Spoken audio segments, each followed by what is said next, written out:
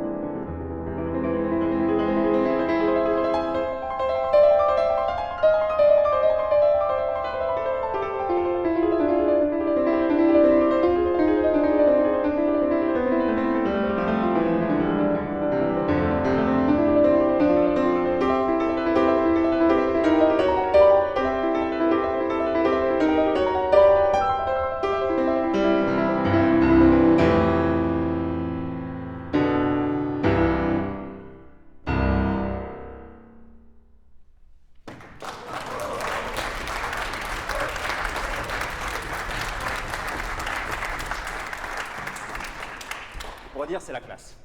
C'est un vrai morceau de bravoure. Vous avez pas mal au doigt? Non, ça va, d'accord. Parce qu'en fait, Claude Debussy, il en parle comme ça. Il dit que c'est une sorte de gymnastique hygiénique et progressive qu'il faut faire tous les matins avant le petit déjeuner.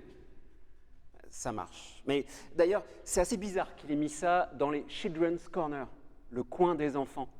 En fait, c'est comme s'il y avait un enfant qui faisait ses exercices de piano. Gradus ad Parnassum, c'est des exercices que les pianistes ont déjà fait, d'un certain Clementi, par exemple. On se délie les doigts. Moi, j'imagine très bien sa fille, Chouchou, Claude Emma, il l'appelait Chouchou, qui fait ses exercices de piano, tranquillement dans son coin, le coin des enfants. On pourrait réécouter juste le tout début, s'il vous plaît.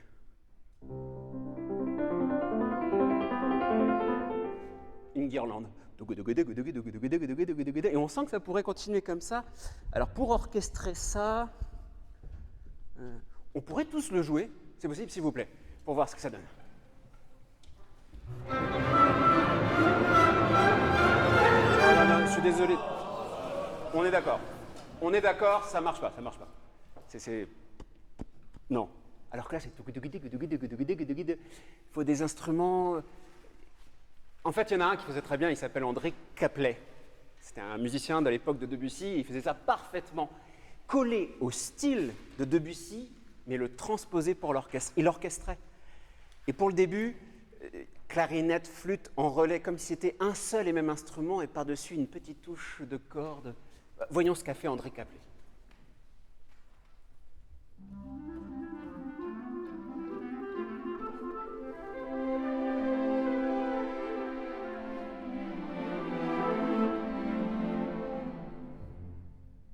Oh, c'est fou, c'est des tout petits détails, les clou, clou, clou, clou, qui sont pas du tout dans le piano. Enfin, excusez-moi, mais c'est super, il n'y a pas de souci. C'est juste qu'il y a des petites choses en plus pour habiller la guirlande de notes en continu. D'ailleurs, c'est dans le détail que ça compte. Moi, il y a une note que j'adore, c'est le mi des flûtes.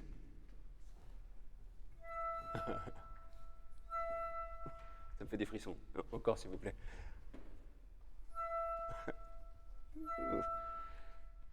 Vous savez où elle est, ce mi? Il est à un endroit très précis, c'est au moment où vous vous croisez les mains. Regardez, écoutez.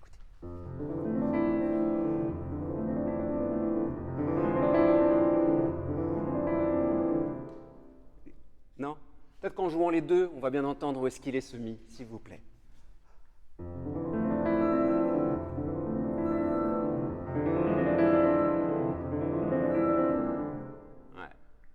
C'est fou.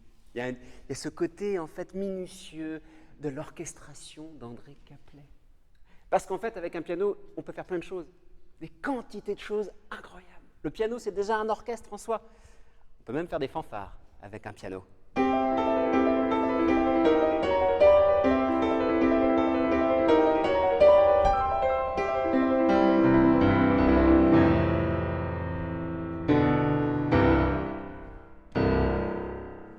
J'avoue qu'en étant au-dessus, j'en ai pris plein les vasouilles. Mais c'est vrai qu'il y a cet effet-là de « bah !» Peut-être qu'on pourrait rajouter des cuivres, quelque chose de plus brillant, éclatant. S'il vous plaît, Pascal.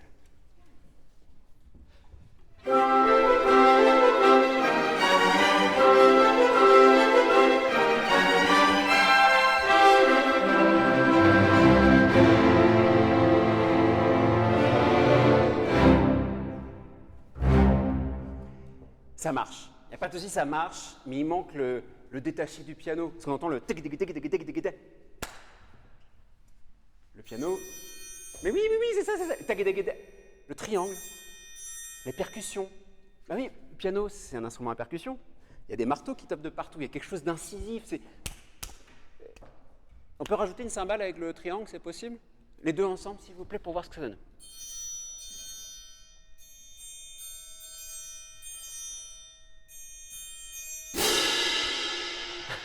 Je m'y attendais pas. C'est-à-dire que c'est vrai que le geste de c'est comme quelque part. André Caplet s'amuse à mettre de la percussion pour avoir ce côté détaché du piano. Remontons dans la partition un petit peu. Comme ça, on écoute la guirlande de notes, le mi des flûtes comme le croisé de main, et puis la fanfare finale avec ses percussions.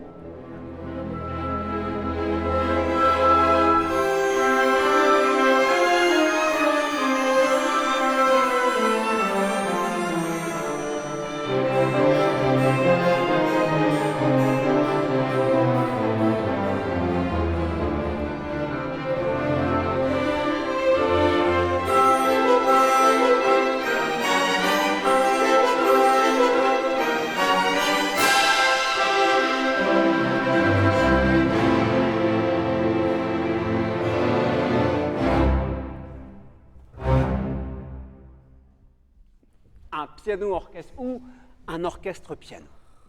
Dans les Children's Corner, on a ce côté bijou. C'est-à-dire, on ouvre une boîte, on a plein de choses à l'intérieur qui plaisaient à Chouchou.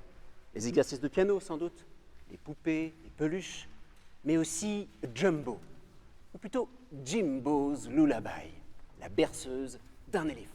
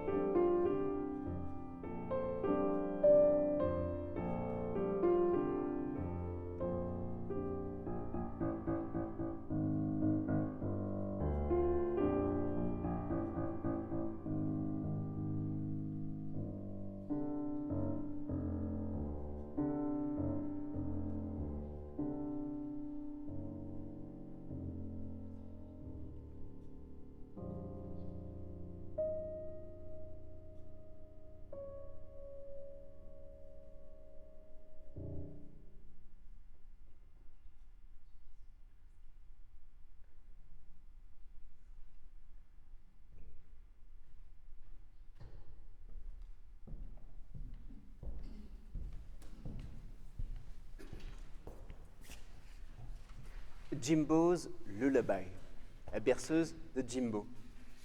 Alors, je ne sais pas à l'époque, mais je pense que personne n'a dit à Claude Debussy que ce n'était pas Jimbo, c'est Jumbo.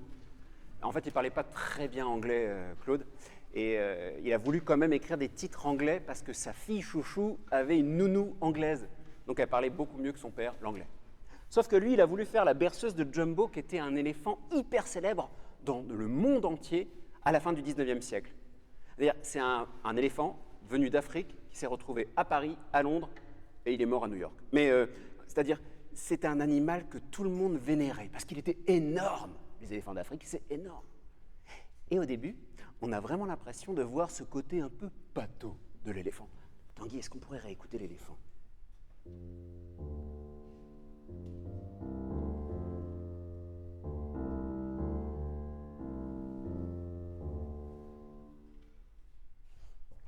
Alors, pour faire l'éléphant, je sais, il y a les contrebasses, mais j'aimerais bien essayer avec un instrument qu'on n'a pas entendu encore, le piccolo, la flûte piccolo, juste pour voir.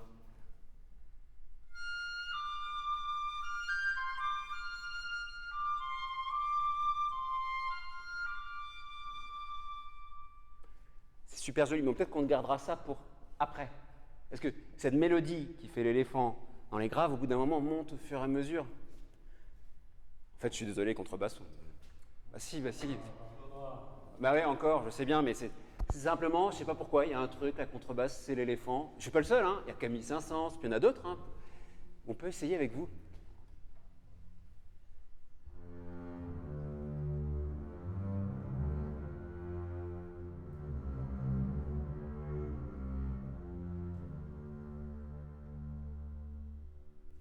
Ça marche d'en faire. Surtout qu'en jouant dans les graves, on entend moins le côté percussif du piano. On a vraiment quelque chose de très lié, comme le coup d'archet. Alors en fait, Jumbo est énorme, a une voix très grave, mais s'endort. Et pour s'endormir, Debussy est allé chercher une vieille berceuse, Dodo, l'enfant d'eau, qu'on entend d'abord au basson.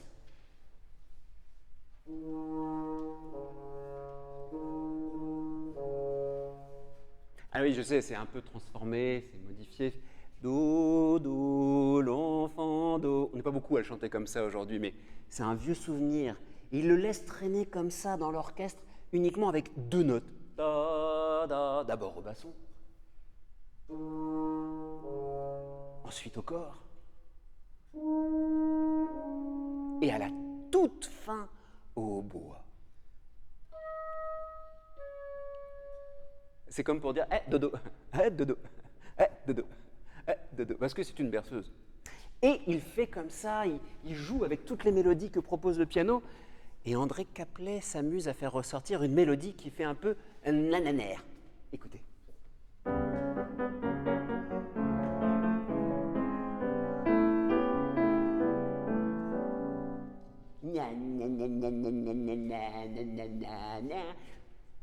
Si on collait le gna gna gna avec l'éléphant, plus un petit peu... Faisons un collage.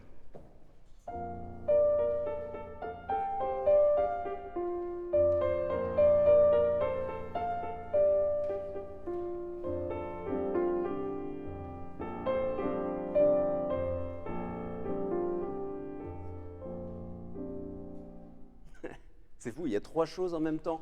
Le gna gna gna gna gna, puis le plus des notes longues. En fait, il y a 3 choses, 3 phrases différentes. On va essayer de les répartir, ça ne vous dérange pas. On va faire un truc. Alors, les vents, tous les vents, vous allez faire les notes longues, la phrase numéro 1. Voilà. Contrebasse et alto, vous allez faire la phrase numéro 3, la mélodie. Et violon alto, vous allez faire... avec la harpe, vous allez faire nananananer, la phrase numéro 2, s'il vous plaît. On peut essayer? Tout le monde a quelque chose? Oui, c'est bon.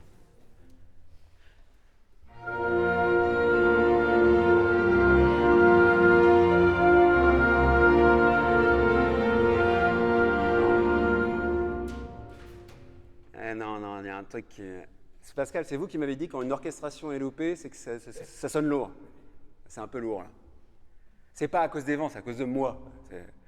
Alors, ce que vous faites en notes longues, on va les mettre à contrebasse et violoncelle, s'il vous plaît. La première phrase, peut-être qu'on va mettre au vent le nananananer, la phrase numéro 2.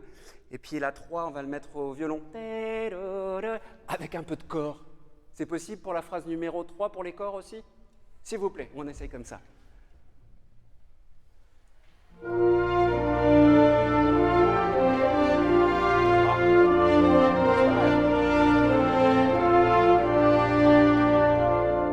Ah, c'est mieux, c'est un peu héroïque. Ça sonne comme du Richard Strauss d'un coup. Mais je pense qu'il faut écouter André Caplet. Parce que la proposition qu'il fait, c'est de la dentelle, s'il vous plaît.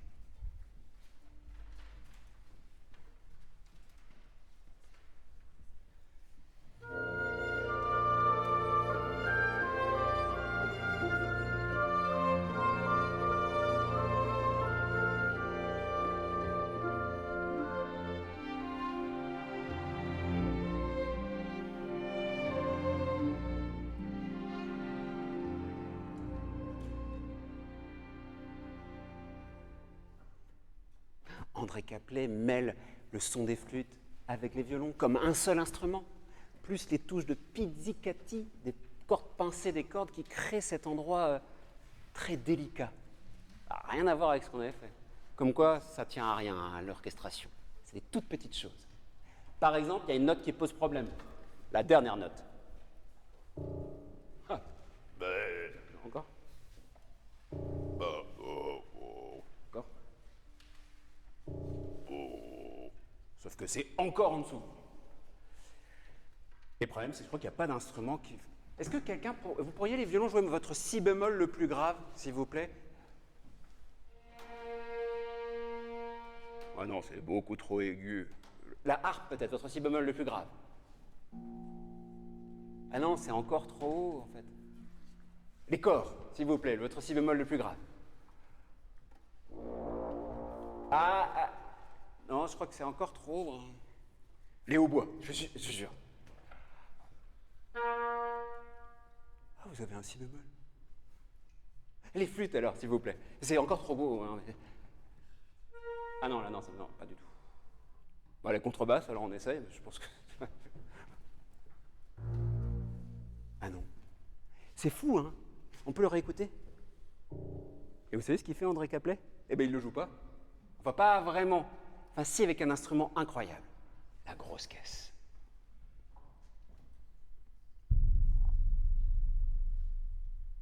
Alors moi, j'entends plus... Pardon, mais je fais très mal la grosse caisse. Et je vois très bien Jumbo faisant... La berceuse, encore. Jimbo's Lullaby ou comment faire de la dentelle avec un éléphant sur la pointe des pieds.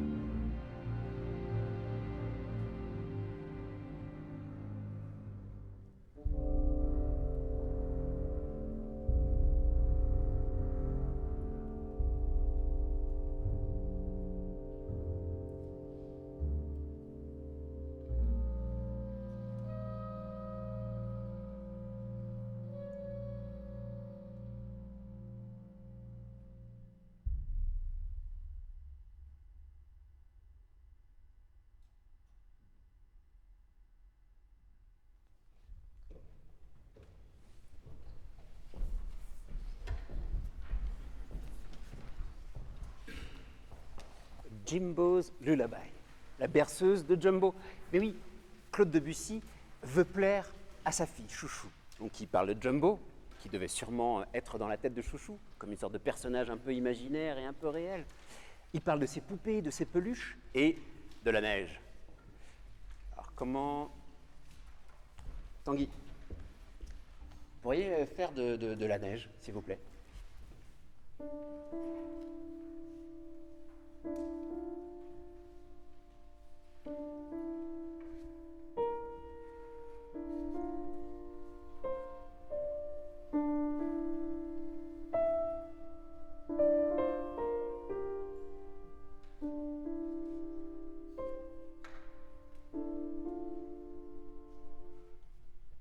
C'est magnifique, mais ça, c'est des pas sur la neige.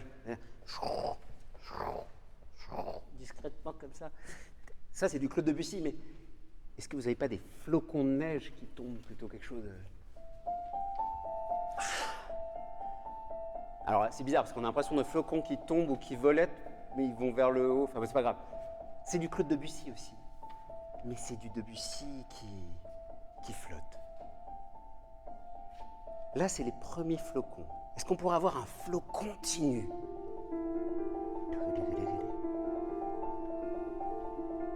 Avec l'orchestre, Pascal, qu'est-ce qu'on pourrait faire?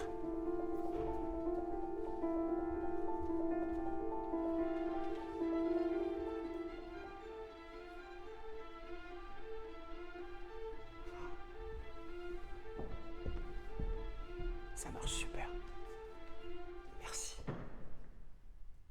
Mais c'est pas tout à fait ce qu'avait écrit Claude Debussy au début. C'est un peu triché. On s'amuse avec l'orchestre. En fait, Claude Debussy nous fait voir de la neige avec des sons parce qu'il sait sculpter le piano. Et vraiment, il aime tellement le piano. Par exemple, les graves, il les adore. Dans plein d'œuvres, la cathédrale engloutie, dans plein d'œuvres, il adore jouer des graves. Et les aigus, il arrive à les sculpter pour en faire de la matière comme floconneuse. C'est fou quand même, juste avec un piano. Et André Caplet, lui, il le fait très bien avec l'orchestre. Pascal, ça ne vous dérange pas si je teste quelque chose? Parce qu'aujourd'hui, les compositeurs qui sculptent avec un orchestre, qui orchestrent directement, par exemple, on va essayer de faire une neige un petit peu bruiteuse. Alors, attendez, on va faire un truc. Vous êtes prêts?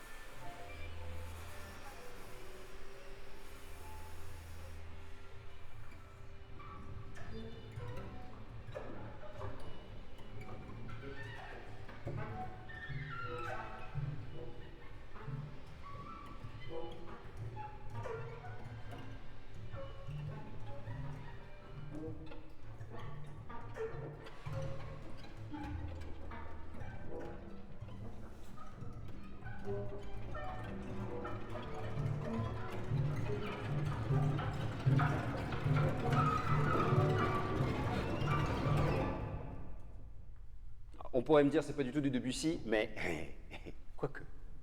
Quoique, en tout cas, cet orchestre qui fait du bruit, c'est comme de la matière que l'on sculpte. Un peu comme Debussy avec son piano, ou André Caplet avec son orchestre. Typiquement, tous les aigus, on va les mettre dans les aigus, mais pas avec n'importe quel instrument. Caplet fait un mariage incroyable entre la clarinette et la harpe, s'il vous plaît.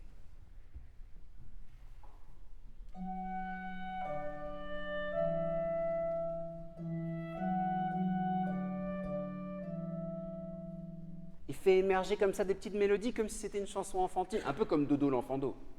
Et puis, on trouve aussi des mélodies qui flottent totalement au-dessus du flot continu de neige, par exemple comme le hautbois.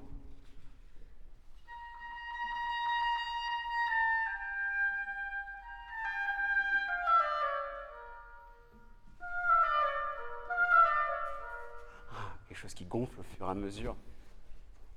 Tanguy, vous pourriez me jouer ce passage-là de la main de Claude Debussy?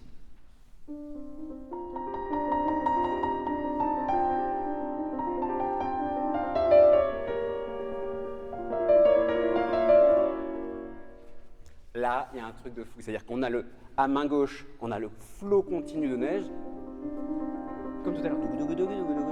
Et par-dessus une mélodie qui flotte complètement.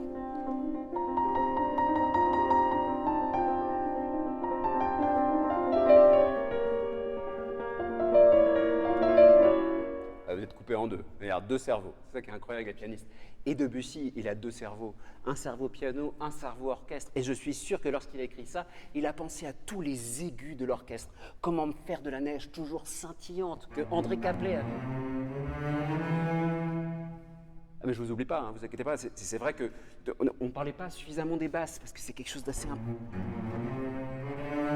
Mais je vous assure, vous êtes hyper important. D'ailleurs, au moment où vous arrivez, c'est comme si vous coupiez la chic aux flocons. Sur un lit de flocons qui font scrou lorsqu'on marche dedans. Nous entendons justement les basses pénétrer au fur et à mesure par la voix des violoncelles. Mesdames et messieurs, voici The Snow is Dancing, en bon anglais de Claude Debussy, La neige danse.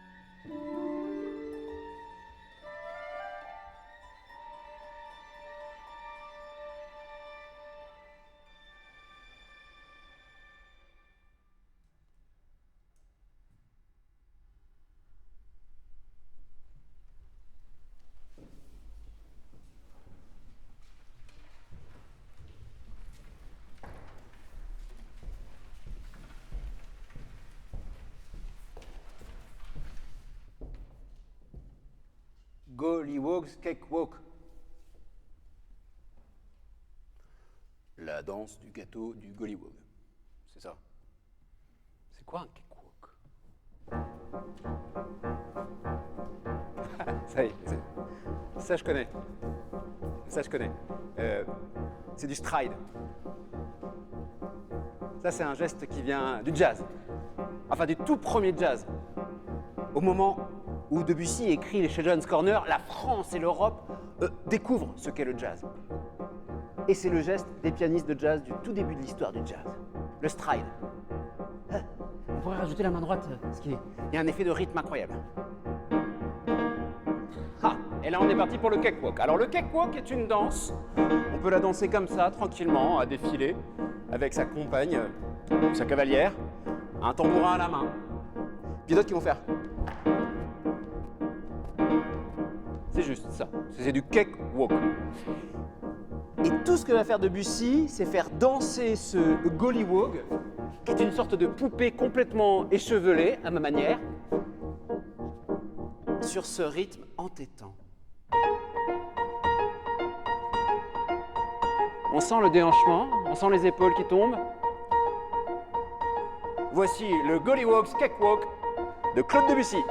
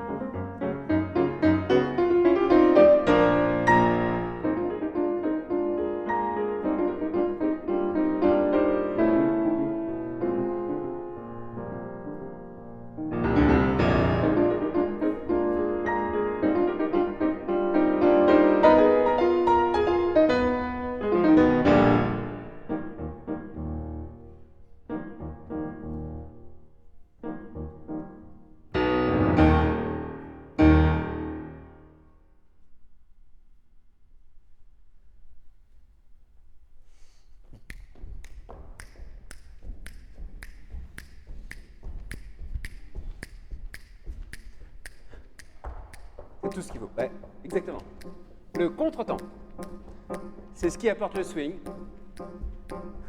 D'autres diraient le groove, en tout cas pour se mettre dans le sillon. Faut pas le perdre, ça le plus dur. Est-ce qu'on pourrait essayer d'avoir un petit contretemps?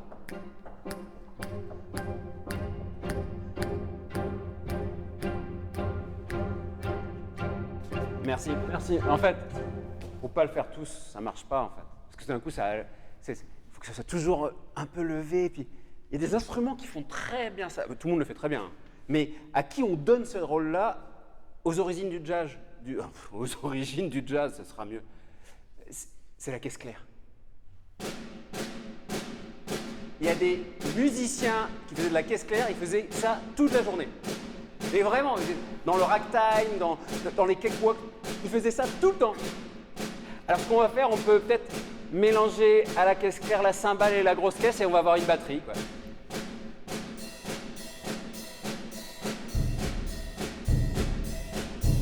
Alors en plus, ça c'était la percussion telle qu'on la jouait à l'époque. Parce que les fanfares, ils étaient séparés, caisse claire, cymbale et grosse caisse. Le jour où on a mis un musicien avec la grosse caisse, les cymbales et la caisse claire tout seul, c'était bien après. Mais ça, évidemment, on pourrait se dire, mais il n'y en a pas là dans le piano. Comment on peut arriver à ça? Alors il faut se dire quand même que 100 ans avant les Children's Corner, il y avait encore des pianos avec ce qu'on appelle des turqueries à l'intérieur. C'est-à-dire avec des cymbales, des grosses caisses, des petits tambours, et on avait des dizaines de pédales comme ça, et on jouait en faisant... Bon, pas ça, mais un peu dans le style. Ça permettait d'avoir un piano orchestre, exactement comme là, comme une énorme machine. En parlant de machine, il y a un moment que j'adore, on a l'impression que l'orchestre redémarre progressivement. On pourrait écouter ça, s'il vous plaît. Oui.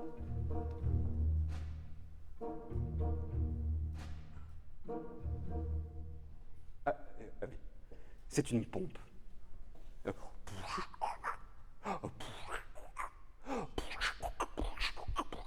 Et en fait, le stride, là, si on fait la guitare, on appelle ça une pompe. Ok. Donc, cette pompe, pour moi, elle symbolise le geste du piano. Le geste du guitariste n'est pas un geste d'orchestre. Mais il arrive à le faire, André Caplet, à créer ce geste de pompe avec l'orchestre. C'est fou, hein? Par exemple, un geste de piano, la claque. On peut essayer? Une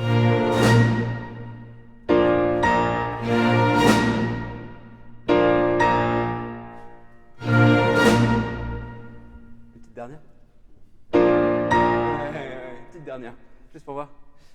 Alors, il n'y a pas de gagnant, mais là, on pourrait faire ça toute la journée, voir comment est-ce que ce geste de piano se déploie dans l'orchestre comme une sorte de grande gifle. Le Gollywog Cakewalk, c'est une manière de dire à Chouchou, à sa fille, pour Claude Debussy, lui dire, tiens, voici tout ce qui m'amuse, moi. Faire des berceuses pour un éléphant, faire une danse pour une poupée échevelée, imiter la neige, faire des exercices de piano. Les Children's Corner, c'est un endroit, comme une boîte de trésors, dans laquelle on peut fouiller encore longtemps. Car si c'est du piano, c'est tout autant de l'orchestre. Et ce que André Caplet a réussi à faire, c'est montrer que l'on peut toujours entendre le piano toujours différemment. Car un piano est avant tout une machine à son. Mesdames et messieurs, voici Gollywog's Cakewalk qui termine les Children's Corner de Claude Debussy.